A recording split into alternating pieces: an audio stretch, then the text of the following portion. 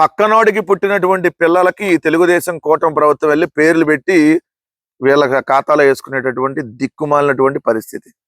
ఈ రోజు ఆంధ్రజ్యోతిలో పెద్ద హెడ్డింగ్ పెట్టి ఎర్ర బస్సు రాదన్నారు, ఎయిర్ బస్సు వచ్చేస్తుంది, వైసీపీ వెక్కిరింతలకు బదులిచ్చినటువంటి భోగాపురం అని చెప్పి బ్యానర్ ఐటమ్ పెట్టారు. ఆంధ్రజ్యోతి రాధాకృష్ణకి సిగ్గు శరం కొద్దిగన్నా ఆ దేవుడు పెట్ల.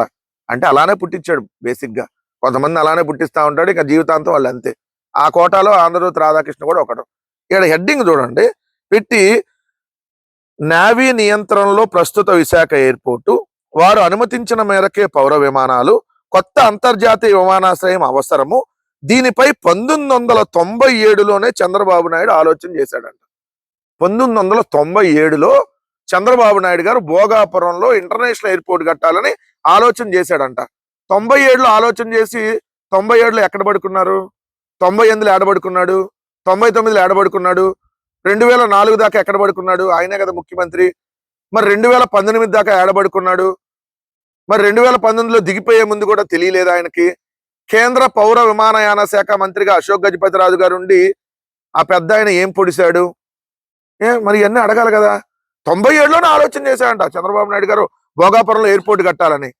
మీ దుంపల్లాగా అసలు మీరు ఎట్ట నాకు అర్థం కాలేదు. సెల్ ఫోన్ నేనే కనిపెట్టా, ఈ ప్రపంచంలో మనుషులను నేనే తయారు చేస్తున్నా, హైదరాబాద్ ని ప్రపంచ పటంలో పెట్టా, భోగాపురం ఇంటర్నేషనల్ ఎయిర్పోర్ట్ ని 97లోనే కట్టాలని చంద్రబాబు నాయుడు గారు ఆలోచన చేశాడంట. 97లో ఆలోచన చేసి ఇప్పుడు దాకా కట్టలా. మరి ఎందుకు కట్టలేదు రాయాలి కదా మిస్టర్ ఆంధ్రజ్యోతి రాధాకృష్ణ. అది మీరు రాయరు. రెండో వార్త వచ్చేటప్పటికి ఇక్కడ క్లియర్ గా చూస్తే ఏం రాస్తారు దీనికి సంబంధించి, వైసీపీ అంట క్రెడిట్ కొట్టేయాలని చూస్తుందంట. వైసీపీ క్రెడిట్ కొట్టేయాలని చూస్తుందంట. మీరు అసలు ఎలా వార్తలు రాస్తారు? మరి వైసీపీ విధంగా క్రెడిట్ కొట్టేయాలని చూస్తే మీరు కట్టేసి ముందే మరి మీరు క్రెడిట్ తీసేసుకోవచ్చుగా. 2019 కంటే ముందే మీరు కట్టేయచ్చుగా.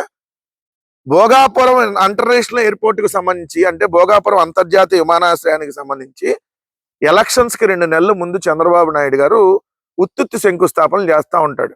ఈయనకి శంకుస్థాపనలు చేయటమే, ఏ ప్రాజెక్ట్ ని పూర్తి చేసిన దాఖలాలు ఉండవు. శంకుస్థాపనలు చేసి అలా వదిలేస్తా ఉంటాడు. ఎవరైనా అన్ని అనుమతులు తీసుకొని వచ్చి శంకుస్థాపన చేస్తారా? ఏం అనుమతులు తీసుకురాకుండా కోర్టు కేసులు పెండింగ్ ఉండగా శంకుస్థాపన చేస్తారా? ఏమయ్యా ఆంధ్రజ్యోతి రాధాకృష్ణ, నువ్వు కడుపుకి అన్నమే తింటున్నావు కదా, సమాధానం చెప్పాలి కదా. 2200 ఎకరాలలో ఏదైతే అంతర్జాతీయ ఎయిర్పోర్ట్ భోగాపురంలో కట్టాలని, అదే విధంగా ఒక 500 ఎకరాల్లో ఏరో సిటీ కట్టాలని చెప్పి జగన్మోహన్ రెడ్డి గారి ప్రభుత్వం నిర్ణయం తీసుకొని కోర్టులో 130 కేసులు పెండింగ్ లో ఉంటే వాటన్నిటిని పరిష్కరించి అక్కడ 4 గ్రామాల్లో 404 కుటుంబాలు నిర్వాసితులు అవుతా ఉంటే వాళ్ళందరినీ వేరే ప్రాంతాలకు తరలించి 960 కోట్లతో జగన్ గారి ప్రభుత్వం భూసేకరణ అక్కడ చేసి కేంద్ర ప్రభుత్వం నుంచి ఎన్ఓసి తీసుకొని వచ్చి 2023 మే 3న భూమి పూజ చేశారు జగన్మోహన్ రెడ్డి గారు. అదే విధంగా విశాఖపట్నం నుంచి భోగాపురం వరకు 77 మీటర్ల వెడల్పుతో కనెక్టివిటీ రోడ్డుపై ప్రణాళిక సిద్ధం చేసి అప్పటి కేంద్ర మంత్రి గడ్కరీ గారిని ఒప్పించారు. అది 6 లైన్ల రహదారి 6300 కోట్ల రూపాయలతో ఏదైతే నిర్మించాలని చెప్పి. హైకోర్టు, సుప్రీంకోర్టు, నేషనల్ గ్రీన్ ట్రిబ్యునల్లో 130 కేసులు ఏదైతే కోర్టు కేసులు పెండింగ్ ఉంటే వాటన్నిటిని పరిష్కరించి కేంద్రం నుంచి అనుమతులు తీసుకొని వచ్చి అక్కడ ఇల్లు కోల్పోయినటువంటి వాళ్ళకి 2 గేటెడ్ కమ్యూనిటీల్లో 50 ఎకరాల్లో 80 కోట్ల రూపాయలతో ఇల్లు నిర్మించి జగన్మోహన్ రెడ్డి గారి ప్రభుత్వం ఇచ్చింది.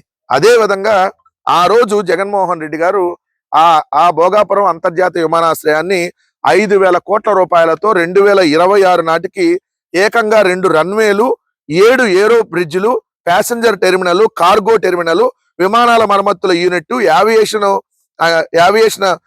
ఎకానమీ, యానిమల్ క్వారంటైన్, ఇలా అనేక సదుపాయాలతో పూర్తి చేయాలని చెప్పి 36 నెలల్లో పూర్తి చేస్తానని చెప్పి జిఎంఆర్ గారు చెప్తే, లేదన్నా 24 నెలల నుంచి 30 నెలల్లో పూర్తి చేయాలి, కొద్దిగా తొందరగా పూర్తి చేద్దామంటే ఎస్ 30 నెలల్లో పూర్తి చేస్తామని చెప్పి ఆ రోజు జిఎంఆర్ గారు చెప్పటం. జగన్మోహన్ రెడ్డి గారు ఉన్నప్పుడే ఎర్త్ వర్క్ పనులు 99.58%, ఎయిర్పోర్ట్ రన్వే పనులు 78.07%, టాక్సీ వే పనులు 55.10%, పీటీబీ పనులు 46.11%, ఏటీసీ వర్క్ 53.09%, ఇతరత్ర భవనాలు 34.16%, మొత్తంగా కీలక నిర్మాణాలని 56% జగన్ గారు ఉన్నప్పుడే పూర్తయితే ఈ రోజు మీరు క్రెడిట్ కొట్టేస్తా సిగ్గు లేకుండా మళ్ళీ వార్త రాస్తారా? ప్రతిదాన్ని క్రెడిట్ కొట్టేయటమేగా మీరు. జగన్ గారు తీసుకొచ్చిన వాటికి పేర్లు మారుస్తారు, లేదంటే జగన్ గారు తీసుకొచ్చిన వాటికి ఏదైతే డైరెక్ట్ గా మీ ఖాతాలో వేసుకోవడం కోసం ఏదైతే ఇలా క్రెడిట్ చోరీ పాల్పడతారు, లేదంటే ప్రైవేట్ పరం చేసేస్తారు. ఇదే కదా మీరు చేసేది. భోగాపురం అంతర్జాతీయ విమానాశ్రయం జగన్మోహన్ రెడ్డి గారి విజన్ లో భాగం. జగన్మోహన్ రెడ్డి గారు ఆ భోగాపురం అంతర్జాతీయ విమానాశ్రయానికి అన్ని అనుమతులు తీసుకొని వచ్చి కోర్టు కేసులన్నీ క్లియర్ చేసి భూసేకరణ చేసి దానికి శంకుస్థాపన చేసి దాని కనెక్టివిటీ రోడ్లకి ఆమోదం తెలుపుకొని ఈ రోజు అది పూర్తయిందంటే జగన్మోహన్ రెడ్డి గారి ముందు చూపు వల్లే అన్న విషయం గుర్తుపెట్టుకోమని చెబుతా ఉన్నా. మీరు ఎన్ని తప్పుడు రాతలు రాసి క్రెడిట్ చోరీకి పాల్పడాలన్నా ప్రజలకు వాస్తవాలు తెలుసన్న విషయం చంద్రబాబు నాయుడు గారు అలా కూటమి ప్రభుత్వం ఆ దినపత్రికలో గుర్తు పెట్టుకుంటే మంచిదన్న విషయం మరోసారి స్పష్టం చేస్తా ఉన్నాం.